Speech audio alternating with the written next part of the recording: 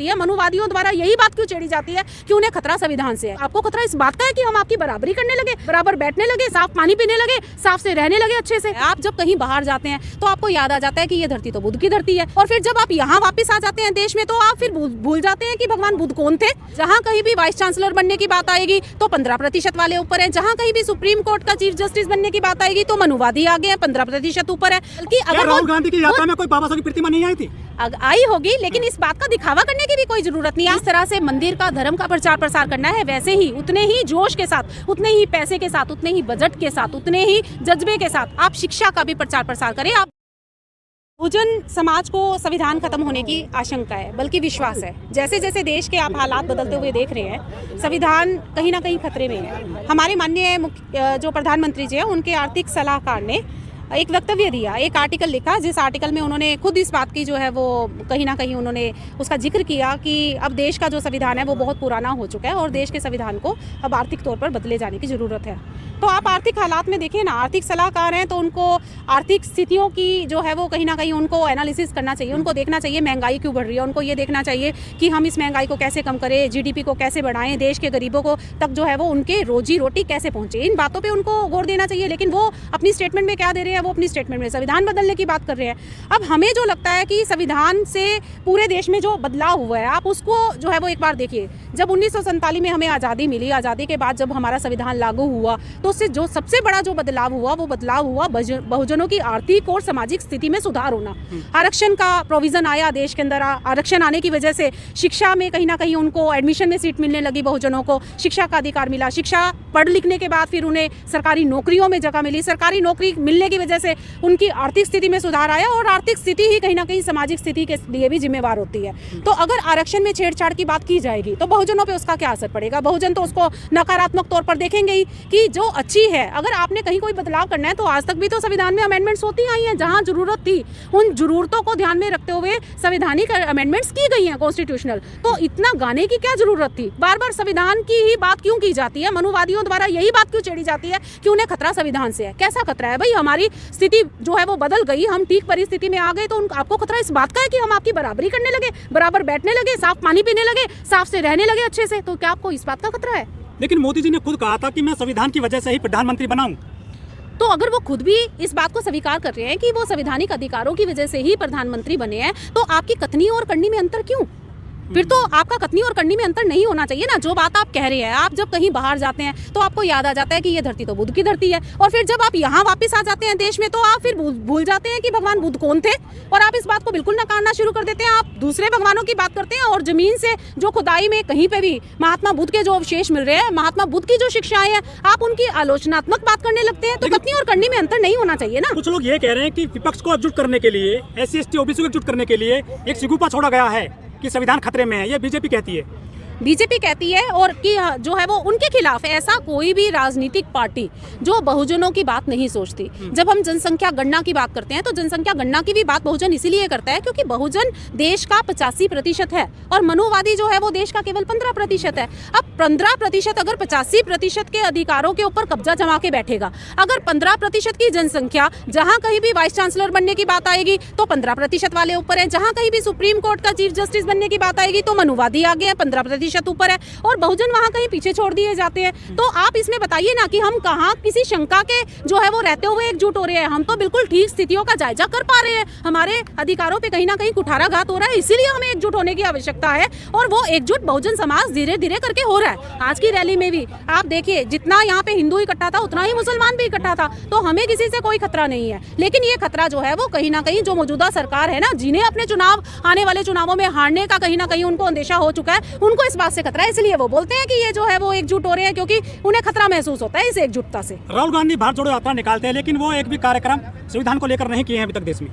राहुल गांधी जी की जो यात्रा है वो अपने आप में ही एक संवैधानिक यात्रा है, वो प्यार फैलाने की यात्रा है, वो नफरत को खत्म करने की एक यात्रा है, वो लोगों के दिलों में कहीं ना कहीं कांग्रेस की वो जो भावना वो खत्म हो गई थी, उस भावना को फिर से जगाने की एक जो है वो यात्रा है। तो वो संवैधानिक यात्रा है, वो संविधान की बात नहीं कर रहे, लेकिन वो हर वो काम कर रहे हैं जो संवैधानिक तौर पर एक देश में किया जाना जरूरी है। भारत जोड़ो यात्रा में राहुल गांधी ने पूरे देश में कई लोगों को गले लगाया, सिर पे बैठाया, उंगली पकड़ी, हाथ पकड़ा, लेकिन किसी भी बाबा साहब की प्रतिमा पे फूल चढ़ाने नहीं गए।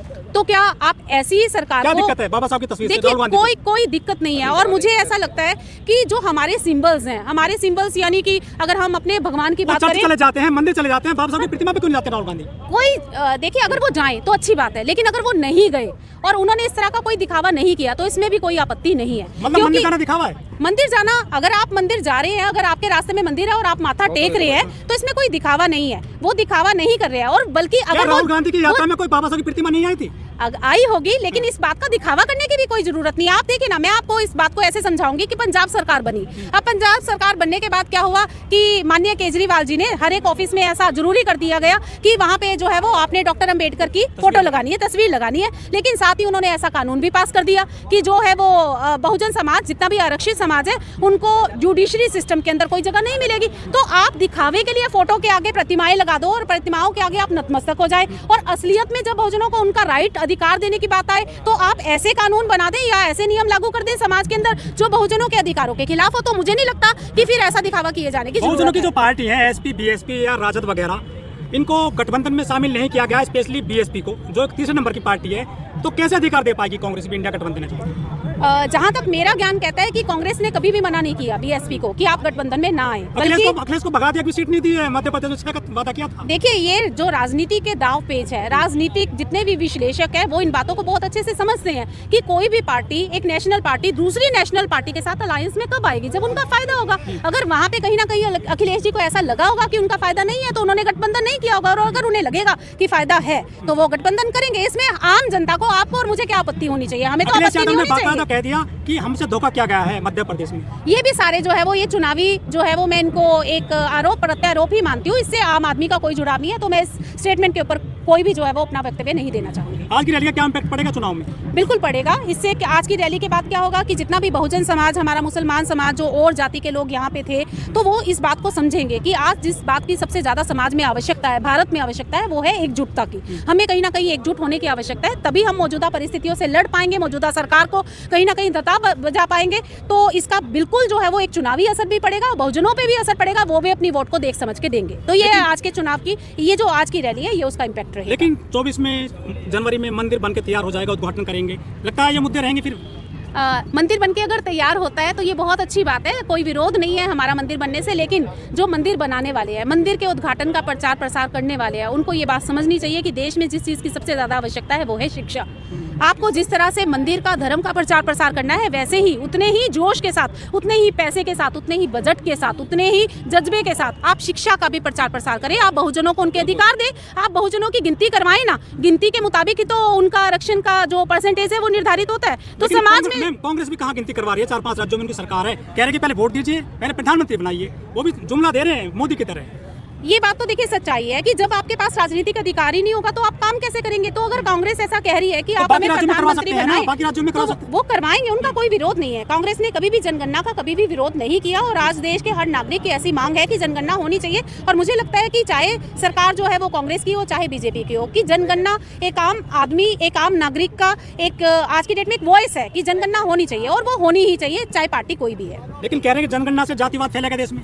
जातिवाद नहीं फैलेगा, बल्कि जातिवाद उससे खत्म होगा। जिनके मन में भी ऐसा अंदेशा है कि हमारी जनसंख्या कितनी है, हमारा आरक्षण कितना होना चाहिए, तो ये जो जनगणना है उनके मन में वो उन आंकड़ों को या तो पुख्ता करेगी या तो धूमिल करेगी। अगर आपकी जो आपकी गणना है, अगर आपको जितना भी आरक्षण दिया गया है आपको सामाजिक आधार पे, अगर आपकी जनगणना में आपकी संख्या ज्यादा निकलती है तो आप ज्यादा आरक्षण पाने के अधिकारी है, तो उनको मिल जाना चाहिए। लेकिन अगर वो जनगणना में कम निकलते हैं तो ठीक है, उससे जो है वो उनको कहीं ना कहीं एक मन में एक सांत्वना आएगी कि हमें हमारा जो है वो ठीक परसेंटेज में हमें आरक्षण दिया जा रहा है। तो जातिवाद नहीं फैलेगा, बल्कि जो हमारे बीच में आपस का जो दुराभाव है ना विभिन्न जातियों के बीच में, वो खत्म हो जाएगा। मोदी जी कह रहे हैं कि सबसे बड़ी जो जाति है वो गरीबी है, उस पर हम काम कर रहे हैं। बिल्कुल इस बात में सच्चाई है। सबसे बड़ी गरीबी जो है वो जो हमारी, वो सभी जात में है। तो सभी जात के लिए हमने तो, बहुजन समाज ने तो कभी ऐसी बात नहीं की कि जो और समाज का, मनुवादी समाज का जो गरीब है, आप उसके लिए सरकार काम ना करे। हम तो कहते हैं कि सरकार उनके लिए भी काम करे। कुछ लोग कह रहे हैं कि जातिवादी जनगणना जरूरी है, आर्थिक गणना की जाए, किस पे कितने माल है सबको बराबर बांटा जाए। सरकार के पास आज की डेट में पूरा डाटा है, ऐसा कोई डाटा नहीं है। हमारा हर बैंक अकाउंट, हमारा